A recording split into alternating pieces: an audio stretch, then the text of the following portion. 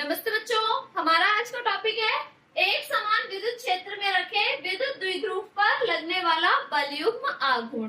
तो सबसे पहले अगर हम बात करें बलयुग्म आघूर्ण की, तो बलयुग्म आघूर्ण को हम प्रदर्शित करते हैं किससे? टॉ से। ठीक है। और यहाँ पर विद्युत द्विध्रुव को हम किसी एक समान विद्युत क्षेत्र में अगर रख रहे हैं तो विद्युत द्विध्रुव हमारा किस तरीके से हम कह सकते हैं विद्युत द्विध्रुव के विषय में कि जब कोई दो समान परंतु विपरीत प्रकृति के आवेश एक दूसरे से अल्प दूरी पर जुड़े होते हैं तो वह विद्युत द्विध्रुव का निर्माण करते हैं या वो निकाय विद्युत द्विध्रुव कहलाता है। तो यहाँ पर हमें एक समान विद्युत क्षेत्र में उसी विद्युत द्विध्रुव को रखना है और ये देखना है कि उस पर कितना बलयुग्म आघूर्ण कार्य करेगा। तो सबसे पहले माना कि कोई एक समान विद्युत क्षेत्र कैपिटल ई है जिसे तीरों के द्वारा प्रदर्शित किया गया है। इस विद्युत क्षेत्र में कोई 2L लंबाई का विद्युत द्विध्रुव, तो विद्युत द्विध्रुव को हमने क्या ले लिया? उसकी लंबाई 2L लंबाई का ले लिया। तो 2L लंबाई का विद्युत द्विध्रुव किसी ऐसे माध्यम में बन रखा है जिसका परावैद्युतांक K है और यहाँ पर हमने इस विद्युत द्विध्रुव को कह दिया कि ये -Q तथा +Q आवेशों से मिलकर बना है। ठीक है। तो अब इस अवस्था में जब भी हमारे पास इस अवस्था में विद्युत द्विध्रुव होगा तो इस पर एक प्रत्यानयन बल कार्य करेगा जिसका काम होगा कि वो उसे यानी द्विध्रुव को विद्युत क्षेत्र की दिशा में घुमाने का प्रयास करेगा या प्रयत्न करेगा। तो हमारा जो विद्युत द्विध्रुव है वो कुछ इस प्रकार से रखा हुआ है और अगर इस अवस्था में इस पर कोई प्रत्यानयन अगर बल लग रहा है तो वो किस डायरेक्शन में लगेगा हमारे पास? अगर मेरे पास ये दो पॉइंट्स हैं तो वैल्यू ऑफ से अगर मैं इसको विद्युत क्षेत्र की दिशा में घुमाऊंगी तो ये किस तरीके से घूमेगा? कुछ इस प्रकार से। इसका मतलब कि हमारा द्विध्रुव का ये वाले पार्ट को थोड़ा सा नीचे और इस वाले हिस्से को थोड़ा ऊपर ले जाना होगा तब ये इस सीध में यानी विद्युत क्षेत्र की दिशा में आएगा। ठीक है। तो इसका अर्थ क्या है कि इस समय इस द्विध्रुव पर विद्युत क्षेत्र के कारण एक बल लगेगा नीचे की ओर। ठीक है। और F बराबर विद्युत क्षेत्र क्या हो जाएगा हमारा? QE। ठीक है। और इस ओर जो बल लगेगा वो लगेगा ऊपर की तरफ, यानी यहाँ पर हो जाएगा मेरा F = माइनस का QE। तो यहाँ पर ये दोनों बलों को अगर हम देखें तो इनका जो परिमाण है वो बराबर है परंतु दिशाएं क्या है? विपरीत है। एक नीचे की ओर और एक ऊपर की ओर कार्य कर रहा है। तो इस प्रकार से इस पर ये बल युग्म, ये दोनों जोड़े के रूप में, ये जो बल है वो जोड़े के रूप में इस द्विध्रुव पर कार्य कर रहा है जिसको हम बलयुग्म आघूर्ण के माध्यम से समझ सकते हैं या जो बलयुग्म आघूर्ण को उत्पन्न कर रहा है। तो इसके आधार पर अगर हम देखेंगे इस कंडीशन के आधार पर तो यहाँ पर विद्युत द्विध्रुव पर इस अवस्था में विद्युत द्विध्रुव पर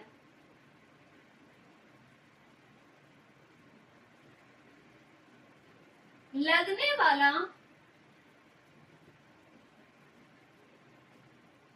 बलयुग्म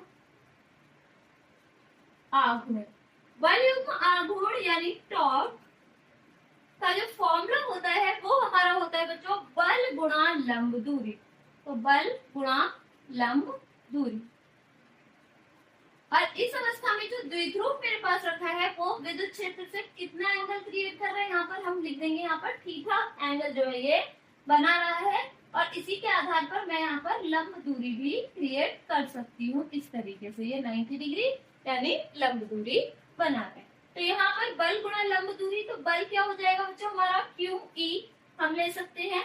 लंब दूरी हमारे पास यानी ये वाली डिस्टेंस मुझे बतानी है कितनी होगी। तो ये वाली डिस्टेंस निकालने के लिए हम इस थीटा का यूज करेंगे और इसमें हम निकालेंगे क्या? Sine theta. साइन थीटा क्या होता है हमारे पास? लंब बटे कर्ण। तो यहाँ पर ये लंब बटे कर्ण की अवस्था आ जाएगी। लंब अगर हम देखें तो लंब तो हमें निकालना ही है और कर्ण हमारे पास इस अवस्था में अगर मैं इसको एक त्रिभुज मानूं किस हिस्से को, तो इस अवस्था में आप देखेंगे कि कर्ण क्या हो गया मेरा? ये वाला हिस्सा कर्ण हो रहा है और कर्ण की वैल्यू कितनी दे रखी है यहाँ पर? 2L। तो यहाँ से यदि मैं L की वैल्यू निकालूं यानी लंब दूरी निकालूं तो 2L कहाँ चला जाएगा? साइन थीटा के पास। तो ये बन जाएगा 2L साइन थीटा। ठीक है, तो यहाँ पर जो लंब दूरी होगी वो मेरी क्या हो जाएगी 2l sin थीटा। हमने इस तरीके से यहाँ पर इसको रख दिया। अब हम जानते हैं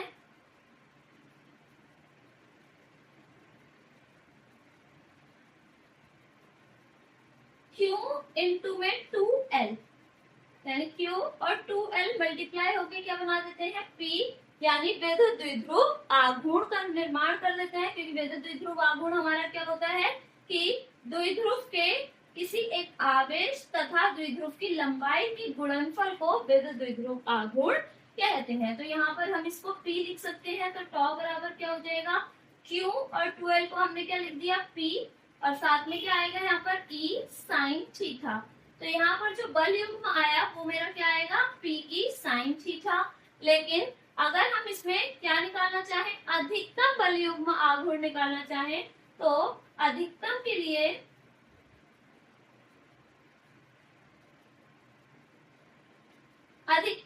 सदैव थीटा क्या लेना होगा, हमें 90 डिग्री लेना होगा। ठीक है, क्योंकि यहाँ पर इस समय जो हमारा साइन की वैल्यू है वो सबसे अधिक, फॉर्मूले में हमारे पास साइन आया है, तो हम साइन की अगर मैक्सिमम वैल्यू देखें तो साइन मैक्सिमम होता है 90 डिग्री पर, यानी आंसर जब क्या होता है उसका 1 होता है। ठीक है, तो यहाँ पर अब मैं अगर थीटा को 90 डिग्री रख देती हूँ तो टॉ मेरे पास क्या आ जाएगा मैक्सिमम, यानी बल आघूर्ण क्या आ जाएगा मेरे पास, अधिकतम बल आघूर्ण आ जाएगा। तो वो हमारा हो जाएगा PE के बराबर। ठीक है, तो यहाँ पर हमारी ये वाली कंडीशन अप्लाई होगी, तो ये हमारा अधिकतम बल युग्म आघूर्ण का व्यंजक हो जाएगा। ठीक है, और इसके आधार पर अगर हम देखें इसकी जो यूनिट होगी, यूनिट अगर आप देखें तो फॉर्मूले के आधार पर बल और लंब दूरी, तो बल के लिए न्यूटन और लंब दूरी मीटर में, तो न्यूटन मीटर लिखी जा सकती है। ठीक है,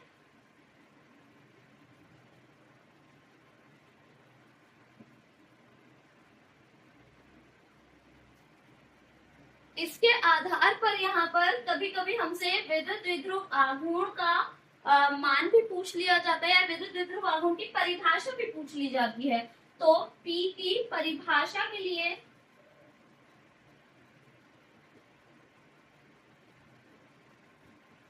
अगर मैं इस फॉर्मूले के माध्यम से क्या निकालना चाहूँ, P निकालना चाहूँ, तो P मेरे पास क्या आ जाएगा टॉ मैक्सिमम अपॉन में E। ठीक है, यदि मैंने यहाँ पर इस अवस्था में E को, जो कि विद्युत क्षेत्र है हमारा, यदि मैं E की वैल्यू क्या कर दूं 1 न्यूटन प्रति कूलम हो, तो P यानी हमारा जो बल युग्म आघूर्ण है वो किसके इक्वल हो जाएगा, अधिकतम बल युग्म आघूर्ण के बराबर हो जाएगा। द्विध्रुव आघूर्ण अधिकतम बल युग्म आघूर्ण के बराबर हो जाएगा। तो हम इसकी डेफिनेशन कैसे मान सकते हैं कि किसी विद्युत द्विध्रुव आघूर्ण, ठीक है, विद्युत द्विध्रुव आघूर्ण का मान जो है उस अधिकतम बल युग्म आघूर्ण के बराबर होगा जो 1 न्यूटन प्रति कूलम के विद्युत क्षेत्र में रखे विद्युत द्विध्रुव पर कार्य करेगा। तो बल युग्म हमारा, हम इस तरीके से इसको डेफिनेशन में भी लिख सकते हैं कि विद्युत द्विध्रुव आघूर्ण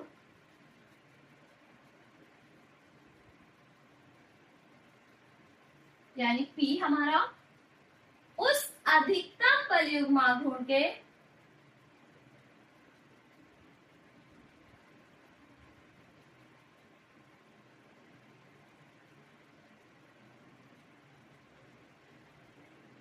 यानी टॉ मैक्सिमम के बराबर होगा, क्योंकि यहाँ पर मैंने इक्वल लगा दिया है, तो यहाँ पर विद्युत द्विध्रुव आघूर्ण उस अधिकतम बल युग्म आघूर्ण के बराबर होगा जो 1 न्यूटन प्रति कूलम के विद्युत क्षेत्र में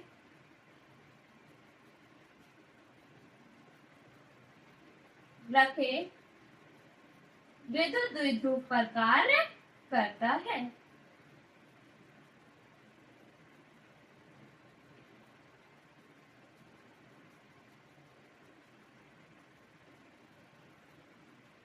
अब ये जो कार्य कर रहा है इसके आधार पर भी हम देखेंगे अब कि हमारा जो द्विध्रुव है, यदि वो एक समान चुंबकीय क्षेत्र, एक समान विद्युत क्षेत्र में रखा है, तो हम उसे किस तरीके से, अगर हम उसे घुमा रहे हैं या वो उस पर प्रत्यानयन बल लगेगा, तो वो जो घूम रहा है तो उसके आधार पर हमें उसे कितना कार्य करना होगा, इसके विषय में भी अब हम देखेंगे नेक्स्ट डेरिवेशन। अगर एक समान विद्युत क्षेत्र में रखे विद्युत द्विध्रुव को घुमाने में किया गया कार्य का व्यंजक कि कितना कार्य हमें करना होगा। वापस से हमें क्या करना है, एक समान विद्युत क्षेत्र मानना है, तो माना कि कोई एक समान विद्युत क्षेत्र कैपिटल ई है जिसे तीरों के द्वारा प्रदर्शित किया गया है। अब इस अवस्था में हमारे पास फिर से एक वैद्युत द्विध्रुव रखा होगा जो 2l लंबाई का, इसमें हमने एक वैद्युत द्विध्रुव रख दिया जिसकी लंबाई 2l तथा जो कि -q तथा +q आवेशों से मिलकर बना है और विद्युत क्षेत्र से ये कितने एंगल पर रखा हुआ है, थीटा कोण पर रखा हुआ है। अब यदि मैं इस विद्युत द्विध्रुव को जो कि कुछ इस प्रकार से रखा है, मैं इसको हल्का सा ट्विस्ट कर दूं, हल्का सा इसे घुमा दूं, तो इसकी स्थिति कुछ इस प्रकार से आ जाएगी। ठीक है, यानी हल्का सा अगर मैं इसको इस बेस पे अगर मोड़ती हूँ, घुमाती हूँ, तो इसकी नेक्स्ट स्थिति जो है वो कुछ इस प्रकार से आ जाएगी, जिसको मैंने डॉटेड लाइन से रिप्रेजेंट कर दिया है।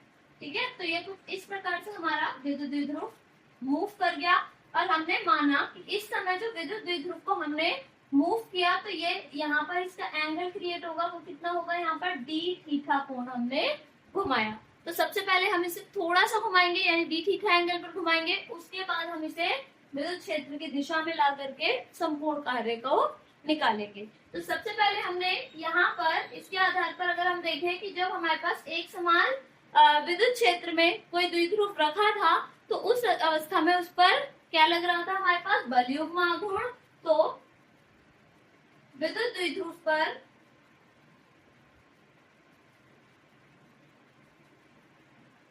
लगने वाला बलयुग्म आघूर्ण हम यहाँ पर रिप्रेजेंट करेंगे किससे, टॉ बराबर पी ई साइन थीटा। अभी हमने जस्ट निकाला है ये व्यंजक। ठीक है, इसको इक्वेशन 1 क्रिएट कर लेंगे, बना लेंगे। इसके बाद द्विध्रुव को विद्युत क्षेत्र में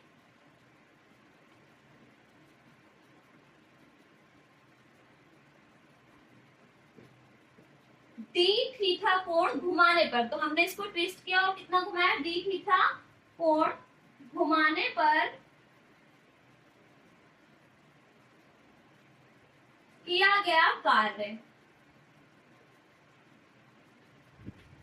अभी मैंने केवल डी थीटा कोण घुमाया है, इसलिए हम किया गया कार्य भी किस फॉर्म में लेंगे, डी की फॉर्म में, यानी चेंज की फॉर्म में ही। तो यहाँ पर हम कहेंगे किया गया कार्य क्या हो जाए, डी डब्ल्यू हो। तो हमें पता है कि कार्य बराबर क्या होता है, बल गुणा विस्थापन। तो यहाँ पर डी डब्ल्यू कार्य बराबर क्या होगा, बल। बल यहाँ पर क्या लग रहा है, बल युग्म आघूर्ण लग रहा है, इसलिए हम यहाँ पर बल की जगह क्या लिख लेंगे, टॉर्क। ठीक है, तो बल गुणा विस्थापन, विस्थापन हमने कितना विस्थापित किया है, कितना कोण घुमाया उसे, डी थीटा। तो यहाँ पर क्या आ जाएगा, डी थीटा। ठीक है, इसको बनाएंगे इक्वेशन 2। समीकरण 1 से टॉ का मान समीकरण 2 में रखने पर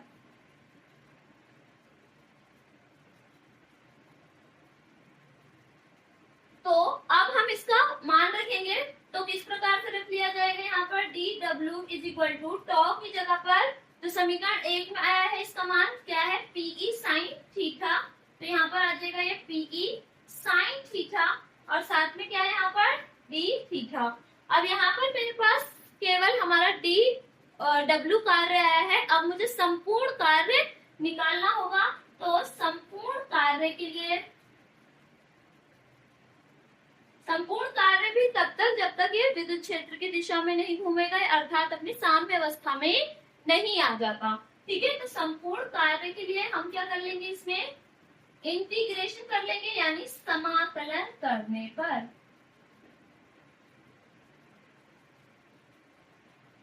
तो यदि हम इसमें समाकलन करेंगे तो दोनों ओर समाकलन होगा, ठीक है, और D W is equal to यहाँ पर भी क्या होगा पीई साइन थीटा, और समाकलन हम कहां से कहां तक करेंगे 0 डिग्री से थीटा कोण तक, ठीक है। तो यहाँ पर जो कार्य होगा 0 डिग्री से थीटा कोण तक वो हमारा संपूर्ण कार्य है, जिसको मैं डी डब्ल्यू से अब हटाकर क्या लिख लूंगी डब्ल्यू यानी संपूर्ण कार्य, और यहाँ पर हमारे पास PE sine theta D theta है जो कि हमारे इंटीग्रेशन यानी समाकलन निशान के अंदर है। लेकिन हमें पता है कि समाकलन केवल परिवर्तन वाली कंडीशन पर ही लागू होता है, तो यहाँ पर डी थीटा चाहिए हमें, तो यानी थीटा वाली टर्म अंदर ही रहेगी, पीई एज अ कांस्टेंट हमारा क्या हो जाएगा बाहर आ जाएगा ये साइन से, तो पीई बाहर आ गया, अंदर बचा 0 से थीटा कोण के बीच इसकी लिमिट है, सीमाएं है, जिसमें हमारा ये साइन थीटा डी थीटा आ गया, ठीक है। अब अगर हम इंटीग्रेशन की बात करें तो इंटीग्रेशन में साइन थीटा डी थीटा की जो वैल्यू होती है, जो फॉर्मूला होता है वो हमारा होता है माइनस का कॉस थीटा। तो अब हम इंटीग्रेशन को सॉल्व कर लिया हमने जिस हिसाब से इसके फॉर्मूले को, तो यहाँ पर क्या हो जाएगा पीई साइन थीटा जो है हमारे पास वो क्या आ जाएगा हमारे पास माइनस का कॉस थीटा, और जब भी हम इंटीग्रेशन साइन हटाते हैं यानी इंटीग्रेशन के फॉर्मूले को अप्लाई करते हैं तो साइन हट जाता है इंटीग्रेशन का, ठीक है, डी थीटा भी हमारे पास से हट जाता है, और जो हमारे लिमिट्स हैं वो हमारे पीछे लग जाते हैं बड़े ब्रैकेट के पीछे, तो यहाँ पर लिमिट्स क्या लग जाएगी 0 से थीटा। अब हमें क्या करना है, यहाँ पर माइनस को बाहर ले लेंगे तो ये हो जाएगा पीई, और अंदर क्या हो जाएगा हमारे पास कॉस थीटा जिसकी लिमिट्स हमें दे रखी है, और लिमिट्स कैसे खोलते हैं हम upper limit minus lower limit, तो अपर लिमिट हमारे पास क्या हो जाएगी जो ऊपर लिखी हुई है यानी थीटा की जगह एक बार हम क्या लिख लेंगे थीटा, और माइनस लोअर लिमिट यानी एक बार थीटा की जगह पे क्या लिखोगे 0 डिग्री, ठीक है। तो यहाँ पर ये माइनस पीई कॉस थीटा, और कॉस 0 की वैल्यू जो होती है वो हमारे पास क्या होती है बच्चों 1, तो यहाँ पर ये हमारे पास 1 हो जाएगा, ठीक है। और अगर मैं इसमें इस ब्रैकेट के अंदर से माइनस को बाहर ले लूं कॉमन, तो ये हमारा प्लस का हो जाएगा माइनस माइनस प्लस, और अंदर जो ब्रैकेट के अंदर है उनके साइन क्या हो जाएंगे चेंज हो जाएंगे, यानी जो कॉस थीटा है वो प्लस का है तो अंदर बाहर वो जैसे ही आप इसमें कॉमन ले लिया तो ये क्या हो जाएगा माइनस का, और 1 क्या हो जाएगा माइनस का है तो ये प्लस का हो जाएगा, तो यहाँ पर मैंने प्लस वाले को 1 को पहले लिख लिया 1 माइनस कॉस थीटा, ठीक है। इस तरीके से हमारा किया गया कार्य का जो व्यंजक है वो कुछ इस प्रकार से होगा पीई ब्रैकेट में 1 माइनस कॉस थीटा, ठीक है। आप इससे आगे क्या कर सकते हैं, हम इसमें केसेस बना सकते हैं इसके, ठीक है, कॉस थीटा के आधार। तो कार्य का जो व्यंजक आया था वो आया था हमारे पास W बराबर पीई 1 माइनस कॉस थीटा, तो इसके आधार पर केस हमारे पास 3 बनेंगे, फर्स्ट सेकेंड और थर्ड। किस तरीके से बनेंगे, पहले हम थीटा बराबर क्या ले लेंगे 0 डिग्री, थीटा बराबर 90 डिग्री और थीटा बराबर 180 डिग्री, तो यहाँ पर अगर हम पुट करेंगे तो क्या हो जाएगा W बराबर PE 1 minus cos 0, cos 0 degree की जो वैल्यू होती है वो होती है हमारे पास बच्चों 1, तो यहाँ पर 1 माइनस ये भी क्या हो जाएगा 1, तो 1 प्लस का 1 माइनस का कैंसिल हो जाएगा 0, और मल्टीप्लाई में पीई है तो ये भी क्या हो जाएगा 0, तो इस अवस्था में कार्य क्या हो गया 0, ठीक है, यानी हमें कोई कार्य नहीं करना पड़ेगा या इसकी अपनी साम्य अवस्था में ही रखा होगा, ठीक है। यहाँ पर अगर थीटा बराबर 90 डिग्री रख दिया जाए तो कार्य हमारे पास क्या हो जाएगा W बराबर PE 1 minus cos 90, cos 90 degree क्या होता है बच्चों हमारे पास 0, तो हो जाएगा 1 माइनस 0, ठीक है, 0 का यहाँ पर कोई काम नहीं है, यहाँ 1 है तो 1 मल्टीप्लाई हो जाएगा, तो W कार्य बराबर क्या आ जाएगा हमारे पास पीई, ठीक है। नेक्स्ट आपका यदि थीटा बराबर अगर क्या हो जाए 180 तो W इज इक्वल टू क्या हो जाएगा पीई 1 माइनस कॉस 180 डिग्री, और कॉस 180 डिग्री की जो वैल्यू होती है वो होती है -1, तो यहाँ पर पीई माइनस माइनस प्लस हो जाएगा, तो यहाँ पर हो जाएगा 1 और 1 2 यानी 2 पीई, तो इस अवस्था में कार्य जो है वो हमारा 2 पीई के इक्वल आ जाएगा। आई होप आप सभी को समझ में आया होगा। Thank you so much for watching.